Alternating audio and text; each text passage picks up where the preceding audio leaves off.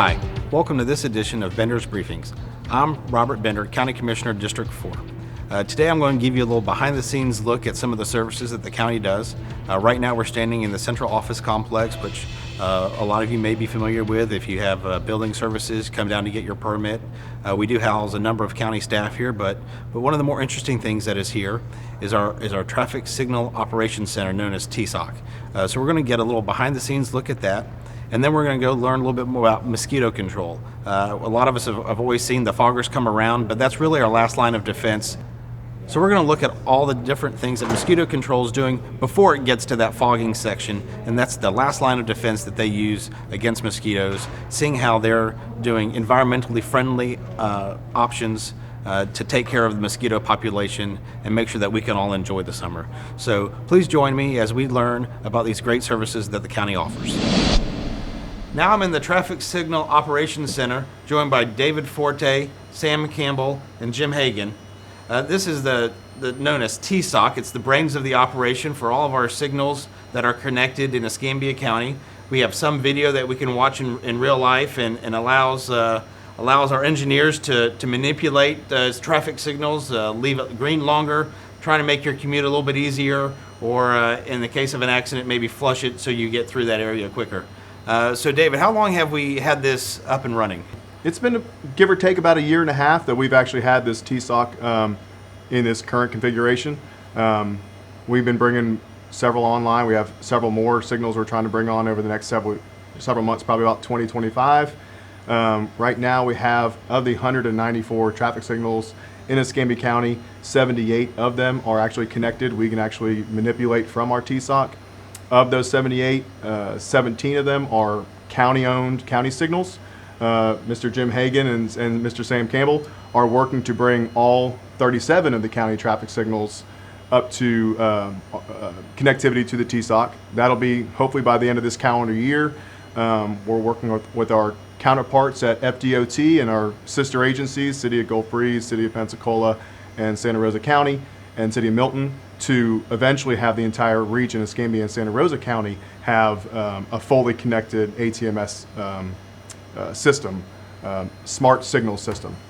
And so what he's talking about is we're currently working with the Florida Department of Transportation. They've been generous in that they're putting forward a $40 million project to help bring this area of Florida online to where we can manage the traffic in Northwest Florida. But some of the systems that the county's doing this year, one that a lot of residents in District 4 are familiar with is the Tippin-Langley 9th Avenue intersection. We're consolidating the number of control boxes at that light, at the intersection, and then also doing it so where we can manage all three lights from a single source. And then also I want to talk a little bit about what we're seeing behind us right now. On one screen we have the camera at the I-10 Scenic Highway interchange. This is where there were some improvements made by FDOT to that interchange, opened earlier this year, late last year. And so one of the things they added were the camera and the ability to view the traffic and interface with the traffic signal. So Jim, do you want to just talk a little bit about what you're seeing on this screen? Yes, sir.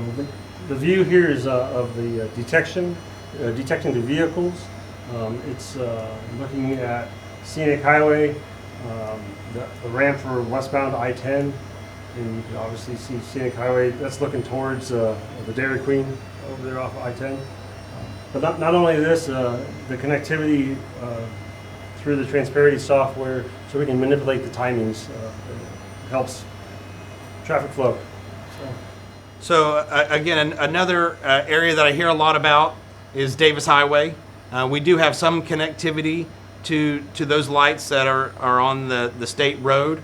But again, that's one that will be improved over the next few years as we're able to bring this new system online and hopefully be able to improve everyone's commute down Davis Highway, because that's of course a very highly utilized corridor in District 4.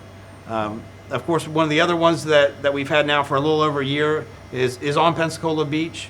It allows us to run a program. Artificial intelligence uses it on a daily basis but when we have special events, bands on the beach, we're able to help people get to the event and leave the event, and hopefully have a more enjoyable experience.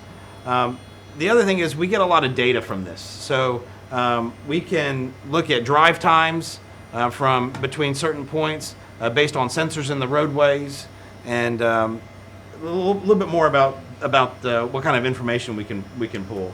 Yeah, we can look at arrivals on red, the approach volumes, how many vehicles are approaching the intersection, how many people are we call it gapped out. If they get through the intersection, but the signal knows there's nobody else coming, we can switch it over to the other direction, so people get the green light. So I know it seems that a lot of us arrive on a red light, but it is something we do try to manage. Again, there's a lot of benefits to trying to have efficient traffic flow. Of course, cost savings in gas and sitting there, and then a more efficient travel time are always positives. So, David, we talked a little bit about how many systems are we bringing online this year. We had $1 million that the county's spending in this fiscal year to stand up how many signals? We will actually bring all 37 Escambia County traffic signals online. As previously said, currently we have 17 of them already connected, so an additional 20 will be brought online. When the new traffic signal at Olive Road and Harbor Square comes online here relatively shortly, that'll also be brought online. We're also bringing in all 87 of our school zone beacons back to where we can manipulate them remotely as well. So it's not just our traffic signals we're able to manipulate and make sure that everything's working in an efficient manner. It's also our school zone beacons, because obviously those school zones, I mean, that's our most precious resources for the most part. Those are our students, our children. So we're wanting to make sure that we be as effective and safe as possible for those areas as well. And I think that's great to point out that we're doing a lot more than just traffic signalizations. As you mentioned, the school zones, as we move into August, we'll be able to turn those on and off from this location. So a school employee doesn't have to go do it. You don't have to put a timer on it, so that if it's a holiday, we're not turning those on. And again, make sure that those are on. And then we can also view those. We can check speeds of the vehicles that are going through that area, and making sure that it is a safe environment for the children. So Yes, sir. all right, well, great. Well, thank you so much for joining me in the behind-the-scenes tour of our TSOC operations, and hopefully we do help you get to your destination a little bit smoother. We've made our way north in the county from the central office complex on Fairfield Drive now to the mosquito control building at the road camp on 297A. I'm joined by Kim and Greg, two of our employees out here at Mosquito Control. Greg is a technician that inspects and treats the mosquitoes. I had the opportunity to do a ride along with him earlier this year and learned a lot, and so wanted to pass that on to you all. Just talk a little bit about what you do out with the county, Greg. Well, I have an assigned area through the county, and I go around day to day and inspect waterways. It might be a ditch, hold a pond, a swamp, anything like that is a potential breeding site for mosquitoes. And we try to target the larvae in the water before it becomes a problem. Typically, it takes anywhere from 4 to maybe a week and a half to go from an egg to a flying mosquito.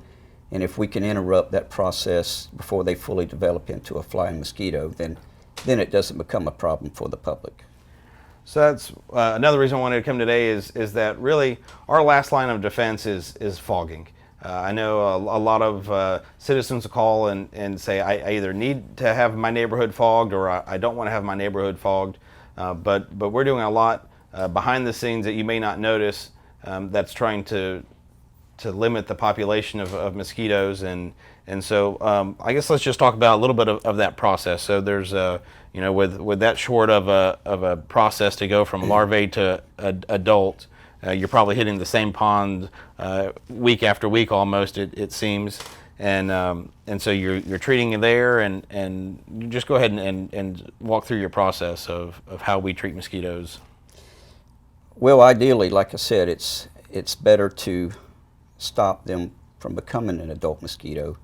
So if I go out and I find larvae in the water. We've got different products that we can use. Some of them work a little bit differently. Some of them last longer. Most of them last approximately 30 days, meaning if I introduce some type of pesticide into that water, it's time released over approximately a 30-day period of time. So it may kill what's there today, but if something pops up in a couple of weeks, it's still active.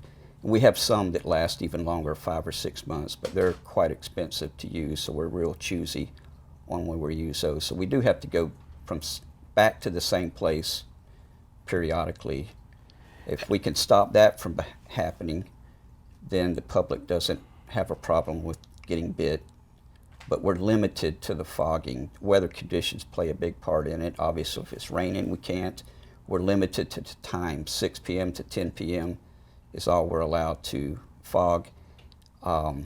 Winds, if the winds are over 10, 11 miles an hour, it does absolutely no good. If the heat index is too high, it will literally just evaporate as it comes out of the truck. And so it's tough to find a day in the summer when it's either not raining, too windy, or too hot. So talking about some of the products that you leave in the water, these are environmentally safe. They're controlled by the state. You were saying it used to be that there would be a residual left that would still could still take care of the adult mosquito when it landed on it a few hours later. But now is that within 3 or 4 minutes it's fallen to the ground, and then within an hour it's disintegrated. Yeah. You mentioned the EPA and our products. All of our products are approved by Florida Department of Agriculture, who governs us, and the EPA. All of those products that we put in the water, they are not going to harm a dog, a bird, or some type of animal that drinks out of that water. They specifically target mosquito larvae. The fogging, the adulticide that we use, it takes approximately 3 to 4 minutes when it leaves that truck, depending on the wind, to drift, and it drifts about 300 feet. You may not see it that far because it's broken up into microscopic droplets, and as they drift further away from the truck, then they're difficult to see. You can't see them. 1 ounce of the product that we use, the pesticide we use, is broken up into about 7 billion droplets. Like I said, it takes about 3 to 4 minutes. It's a contact-only pesticide, so unless it makes contact with the mosquito in that 3 or 4 minutes, it's not going to kill anything after it drifts to the ground. Within about an hour's time, it's broken up in the environment. It leaves no residual behind, like you were saying. Years ago, it did leave a residue behind on foliage and things like that. Mosquitoes love to hide in bushes and plants and things to stay out of the wind and the sun.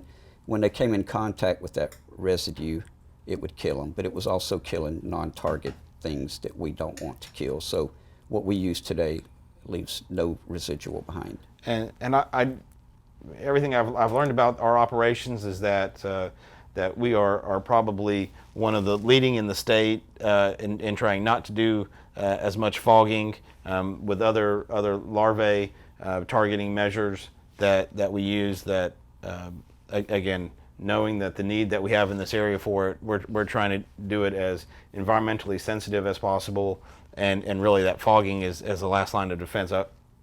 Behind me, I want to talk about something else that you guys do, and this is the fish that you have that you'll put in ponds that the certain species enjoys eating the larvae, and so this is another environmentally friendly way that you're controlling the larvae population.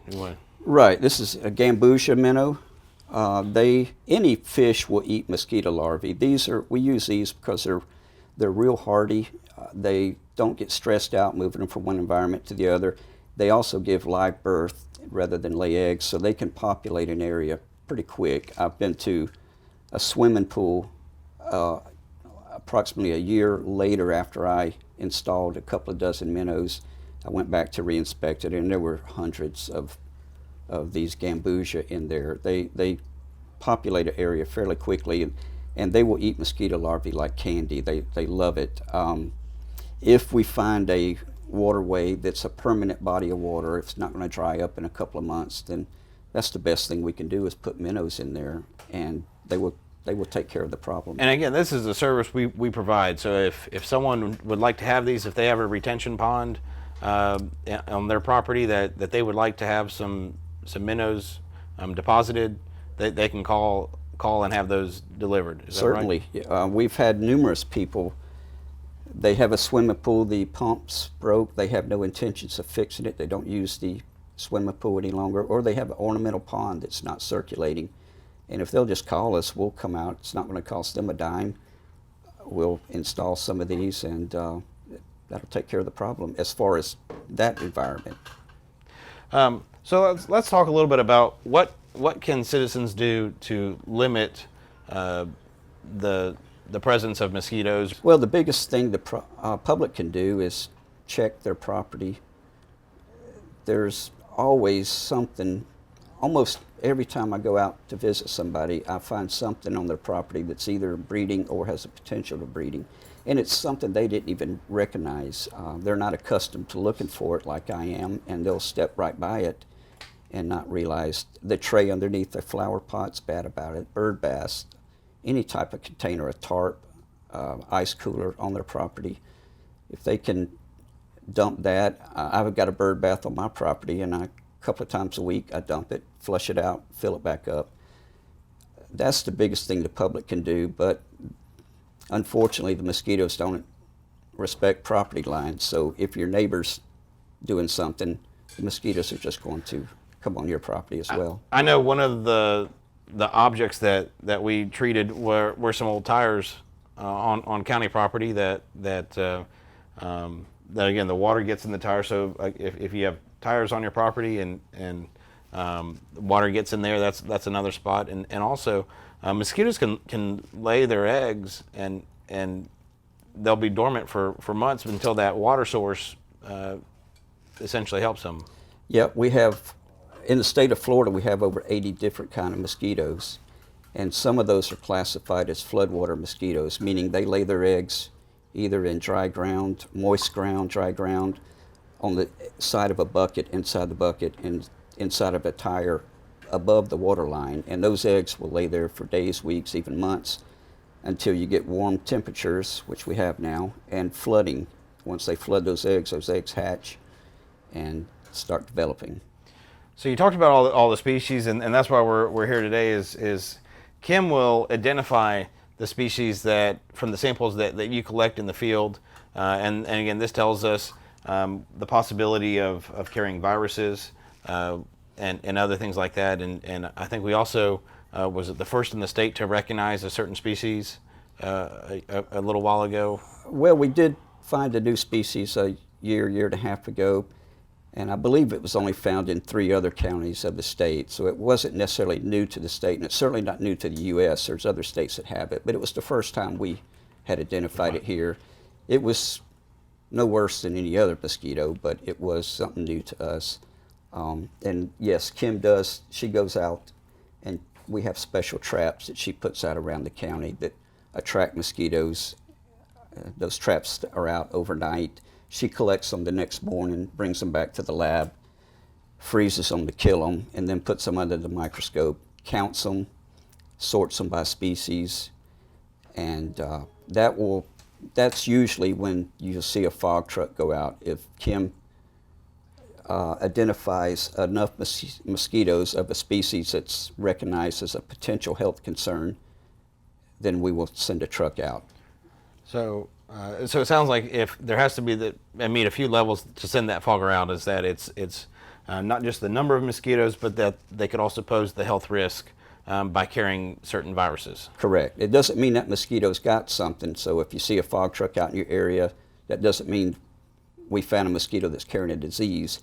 It's just that particular species has the potential to carry a disease. And we'll do a notification if there is one that is found carrying the disease, or if a disease has been identified in Escambia County. Well, if a person has been identified as having a virus, West Nile, the health department puts out an alert. Well, I appreciate you joining us here at Mosquito Control. Learn a little bit about what we do behind the scenes and how that fogging is our last line of defense. I think we're going to go out in the field here in a little bit and show some of these ways that we treat the larvae? Anytime after a significant rainfall, our division manager, Matthew Mello, he has a website that he can go to that has hundreds of little, well, I shouldn't say hundreds, it's dozens upon dozens of spots around the county that shows the rainfall amount. And then he prints that out, puts it on the wall for us to look at, and it kind of gives me an idea of what part of my area I need to focus on at this time that may have the most water. And again, that's with ponds like the retention ponds to know what type of level they may have. Yeah, could be a ditch. I have some swampy areas up in the north end of the county that hold water that are really a problem, and it kind of, I can focus on those areas. You can see now the liquid coming out. He's blowing it directly into the pond, and it will filter through that water and distribute around with the wind, and the larvae will find it. They will ingest it. So I would think tomorrow this pond's not going to be an issue. The bad thing about using this, it has a 7-day life, and so in a week's time, You'd have to be back out you here need again. to be right back out here. So it looks like he's adjusting from the cab of the truck, the angle a little bit to help it spray farther out. Right. and He's down? trying to get both sides of the pond. Depending on how much power he uses, it could go much further than this pond, and the wind as well has an effect on that. And again, this is a naturally occurring substance that we're just putting in a concentrated form into this retention pond. Yes, it's the active ingredient is something that's naturally found in the environment. Thank you for joining me in this episode of Bender's Briefings. Today we saw the Traffic Operations Center and how we're managing traffic, monitoring traffic, and making your commute better, and also talking about how we're improving that over the next few years. And then we came out to mosquito control to see how we control the mosquito populations and the environmental friendly methods that we use for that. Again, fogging's the last resort, and so we are looking at the environmental impacts and minimizing those. So I want to thank all the county staff, David, Sam, Jim, Greg, Kim, and Cliff, for joining me on this episode, and look forward to seeing you next time.